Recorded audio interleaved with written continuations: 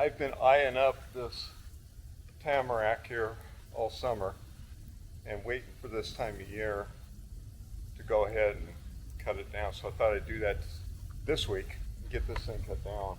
I'm going to drop it over. The heaviest limbs are aiming that way, so I should be able to drop it over and not hurt it. And go ahead and get that done right now.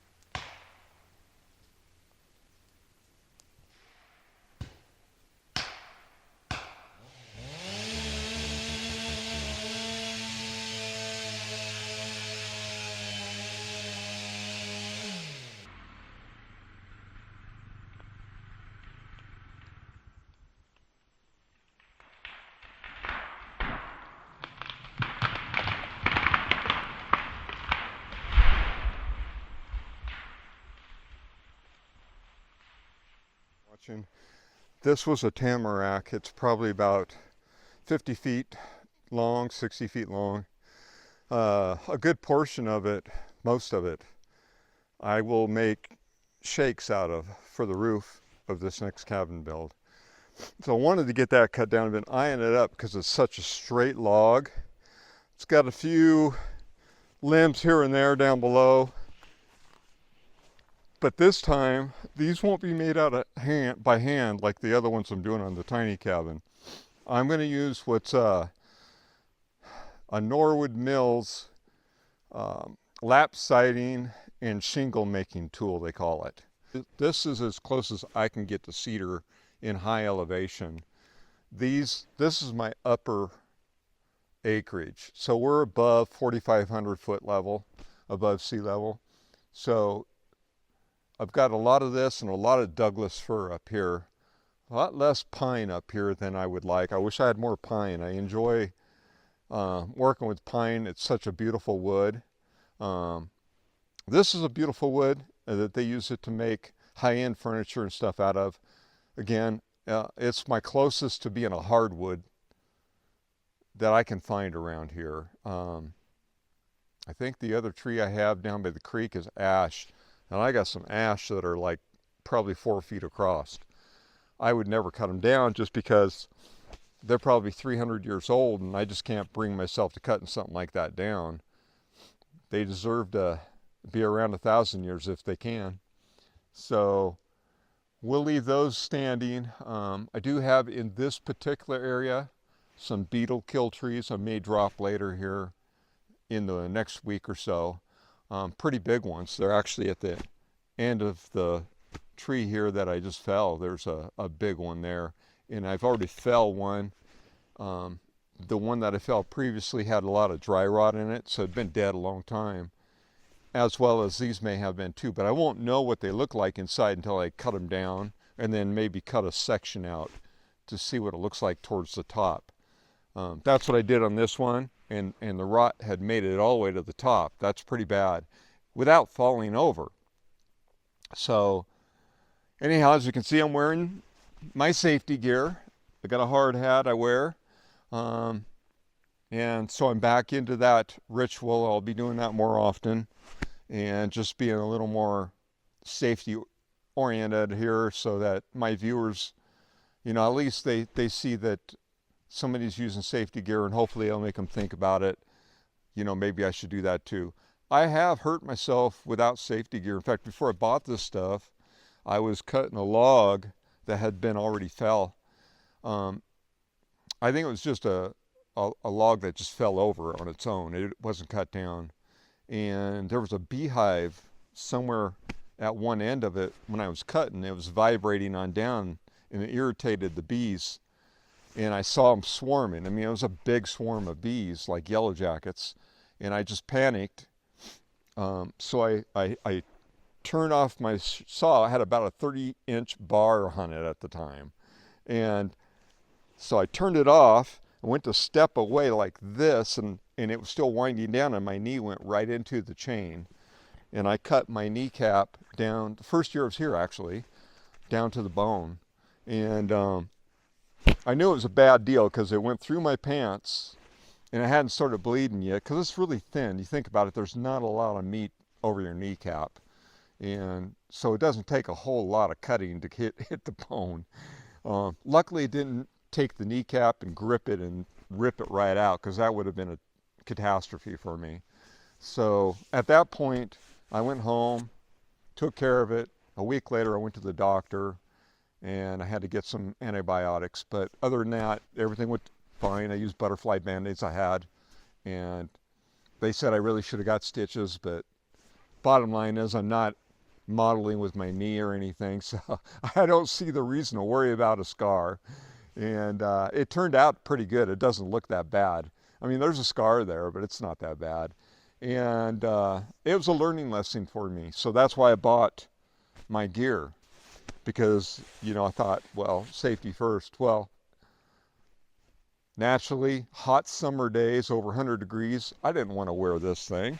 This thing's not thin. It's pretty heavy. It's great for this time of year, added warmth. But in the summer, it's sweltering. And I would cut down trees in the summer, and I'd buck wood and stuff like that. So, yeah, I got lazy. And again, like I said earlier, somebody had called me out on it, and rightfully so. I thought it was fair enough. They didn't maybe say it in the nicest way, which a lot of people tend to feel better if they're a little rude. It wasn't that bad though, so I accepted that, and you know, I appreciated it. But you know, one of the things I've often said, please be with your, if you make a comment, be constructive. That's all I ask. Be kind, be constructive, don't be insulting, and I'll handle it in a manner that it's a learning lesson for me if I've done something wrong.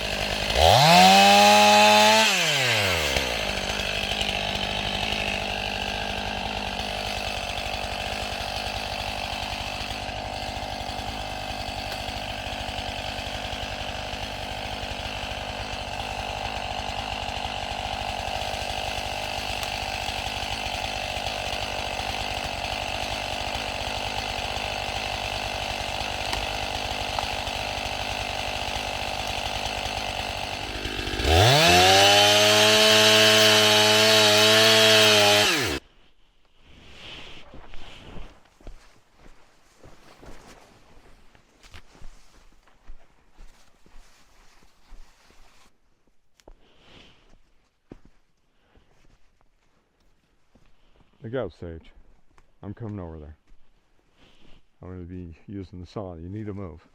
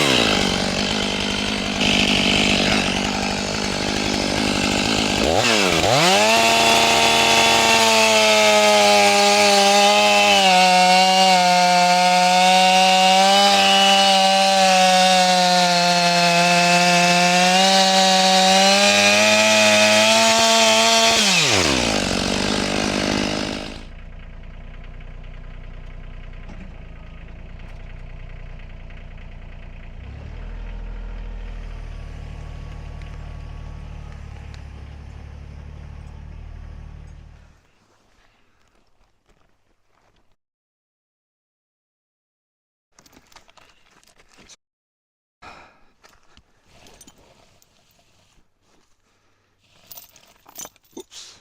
That wasn't good.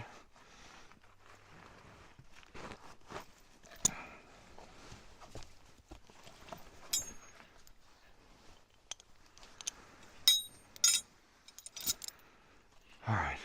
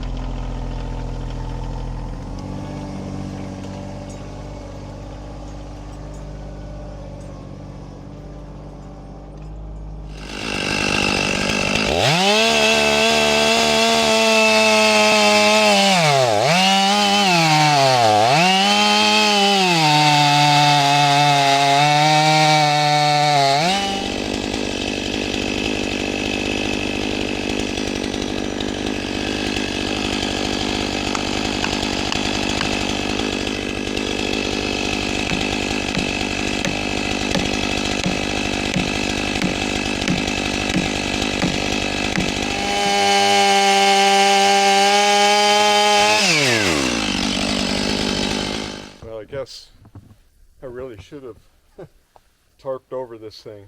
Last night a storm rolled in, and I got about 3 inches of snow here.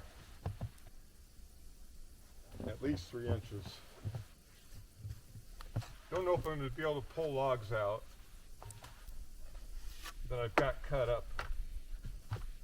So we'll go ahead and give it a shot. I need to kind of wipe things down a little bit so I can work with this tractor. Yeah,